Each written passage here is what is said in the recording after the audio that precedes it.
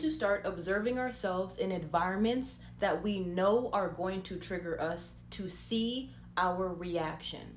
We need to start becoming that aware of ourselves. If you know you're insecure, I'll give myself, for example, it has taken me so long to build my relationship with women.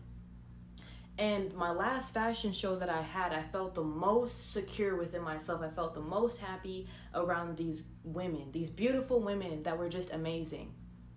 And when you are lacking security within yourself, you look at other people and pick things about them to make you feel lesser than or to make you feel greater. But you are always never going to be on no equal playing field if your worth is not whole within yourself. You're always going to feel like you need to be better so that people are beneath you, or you're just going to feel like people are above you. You're beneath them.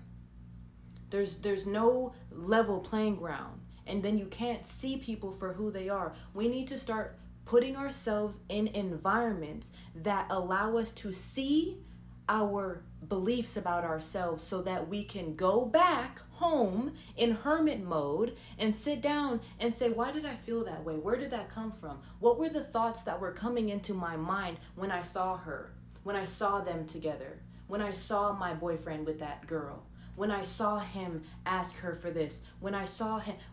We need to start observing ourselves, because what we do is we make it the other person's problem and say, why were you acting like this? Because they wanted to.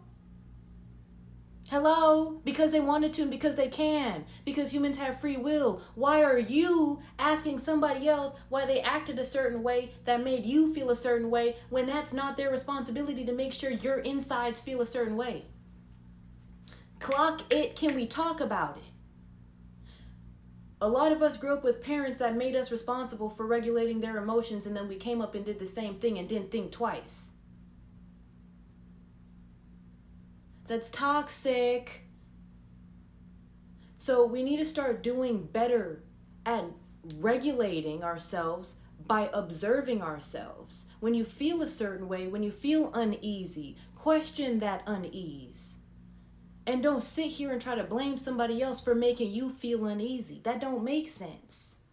We cannot keep making other people responsible for maintaining our homeostasis. Our bodies naturally maintain homeostasis. That's why you don't get cancer every day, even though cancer cells are replicating and growing and proliferating in your body every day. Because your body is working overtime to keep your motherfucking ass alive, right? So why won't you help it out? Why don't you help it? By observing what it's doing in its natural state and then helping it facilitate that function, rather than making someone responsible for maintaining your state of being and state of mind. There's a level of maturity that happens as your soul evolves. It doesn't matter if you're 50, doesn't matter if you're 18. If you are unwilling to do the work, it's going to show in the way that you react when you're triggered. Because it shows that you're emotionally unstable and that you do not know yourself well enough to regulate your own emotions. And you're still codependently relying on something else, whether it be a substance or someone else, whether it be a person or even a place, a habit, whatever, to regulate you. That is a powerless state to be in. And if you're tired of being powerless, book with me. And it's something we could work on, y'all. As I learn, I pass it on to you so you can learn too.